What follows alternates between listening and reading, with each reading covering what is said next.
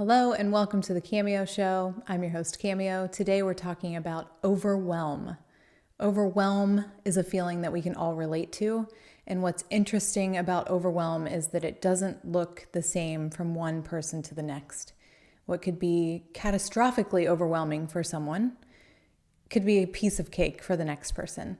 And interestingly enough, not only does it look different from person to person, but how we handle it is different from person to person as well.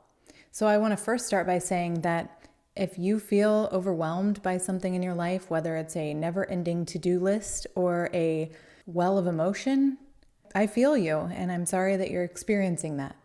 And you are in good company because everyone around you is likely experiencing overwhelm. But what I want to invite you to do first and foremost is not compare your overwhelm to anyone else's. Not your neighbor, not your coworker, not your friend on social media. I mean, we can see people on social media all day long who look like they're just doing it all day long, right? Never overwhelmed by anything.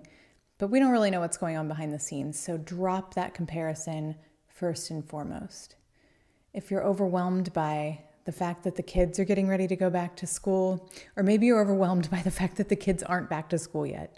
Maybe you're having trouble balancing being at work all day long and coming home and feeling like, gosh, now I've got to flip into mom or dad mode and take care of the kids or make dinner or do the household chores.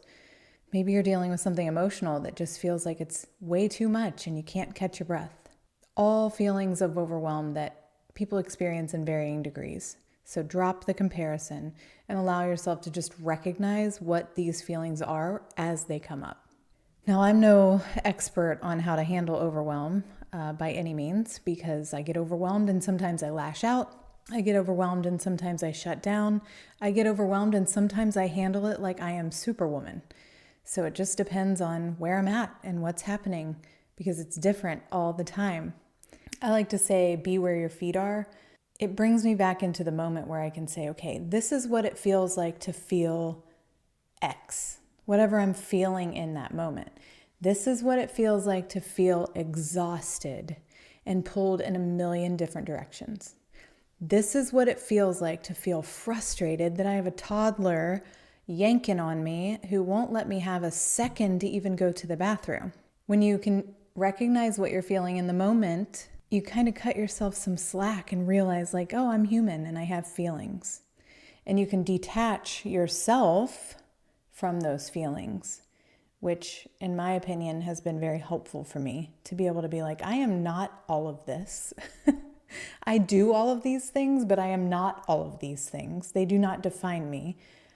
This is what it feels like to have all of this happening, to feel out of control or whatever the feeling is. And now I know that I need to put together a plan. I think the most important thing that we can do for ourselves is just recognize, like I said, what it feels like and what's happening, because that's the first step in knowing what direction to take. If we know what direction to take, then we can at least start to put together some type of plan to tackle it. Now that plan may mean I'm going to lay in bed all day to tackle this feeling of overwhelm and give my body and my mind and my spirit a chance to recalibrate and reset and relax and catch my breath. And that's okay.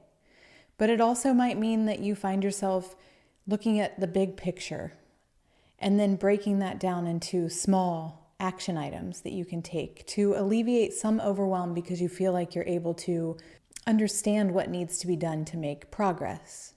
When we feel like we can manage the steps in overcoming whatever we're feeling overwhelmed by, it starts to alleviate some of that overwhelm in and of itself.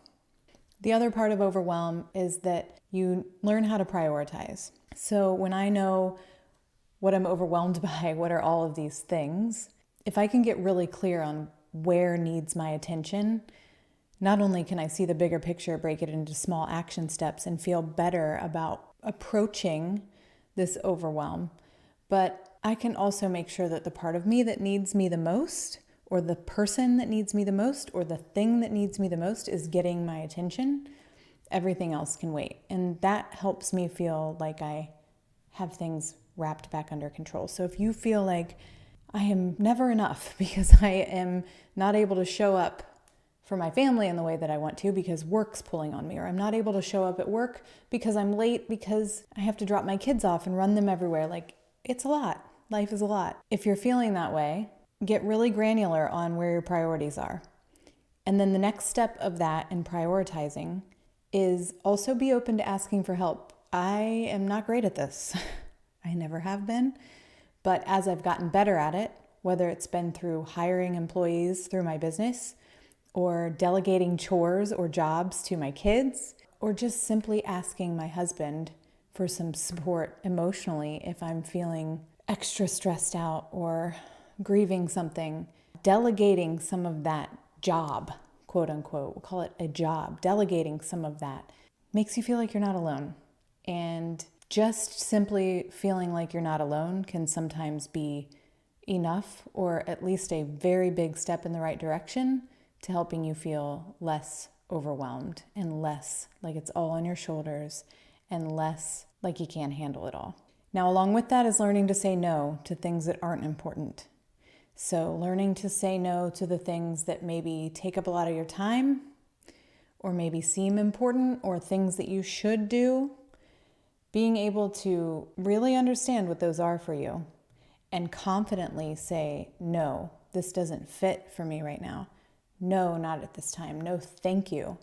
Those are complete sentences, and it's uncomfortable and it doesn't always feel right, but you have to be your biggest advocate in understanding what you can handle and what you can't. And if you're already feeling like you can't handle any more, then you've got to get good at saying no. And what the other party does with that is not really your business. Now, obviously, you can't say no to things that you're required to do at work. You can't say no to paying your bills. I'm overwhelmed. I'm not paying my bills. You can't say no to certain things. You can't say no to your kid who needs you, right, when they are having a breakdown themselves. But you can say no to the extras. And when you get your priorities straight, those extras become very clear. And they're not so difficult to cross off of that list or to just set aside for a minute. You don't have to cross them off the list and never address them or go back to them, but just set them aside for a minute. It can help you feel a lot less stressed out in the moments where you're feeling like it's too much. I want to end on this note. We talk a lot about gratitude. I talk about gratitude. I lay in bed at night and I go through all of the things I'm grateful for. It helps me not feel so inadequate in days when I'm beating myself up for all the things I didn't get to, or the things that I did wrong, or the things that I said that might have come across a different way than I wanted them to. I lay there and I think about the things that I'm grateful for. And I also use that tool when I'm feeling overwhelmed. I just want to mention, though, I think this is really important. I've been having this conversation with myself a lot, that just because you can find gratitude in your situation doesn't mean that you're not allowed to feel dissatisfied or feel the feelings that are coming along with wherever you are. So I think we get confused, and I think we try to replace one with the other and say, well, I don't have it so bad. I'm so grateful for all these other things. So I shouldn't feel overwhelmed, because how lucky am I to have all these things to be overwhelmed by? Well, that's great. And that's a mindset thing. And I am happy to use that tool. All I'm saying is, and I encourage you to as well, but all I'm saying is don't let that negate the fact that you have feelings that are valid, and being grateful for something doesn't take away from the fact that maybe it isn't exactly how you want it to be, or that it still sucks. You can be grateful for something and everything else around it, and it still sucks. So give yourself a break there too, and don't try to replace this feeling of overwhelm with any type of shaming or shoulding of yourself. That's never going to get you anywhere. You got to tackle these feelings head on and get really clear on what you need to do about them. At least that's, like I said, I'm no expert on overwhelm, but at least those are the things that help me. So as you approach your night, whenever you're listening to this, your day at work, I hope that you will give yourself some grace, take some deep breaths, prioritize things. Take a few minutes when you're feeling overwhelmed to recognize this is what I'm feeling. Here's all the things, write them down. Start prioritizing them, start crossing things off the list, saying no, setting them aside, asking for help, finding gratitude, but also allowing yourself to feel the feelings as you approach how to handle where you're at. And I said it at the beginning of the episode, but it's really important, so I'm going to say it again. Make sure you're not comparing your overwhelm with anyone else's or even anyone else's approach to their own overwhelm. We're all different. We're all different in how we handle things. And like I said, I handle my overwhelm in different ways myself. Like some days it's no big deal, and other days it's like the end of the world. So, and I know exactly what to do some days, and I can't do anything but go to bed or throw a fit other days. So that's the beauty of being a human, the human experience, human emotions. And just know that you're enough and that you're loved and that you got this. No feeling is ever too much. Until next time.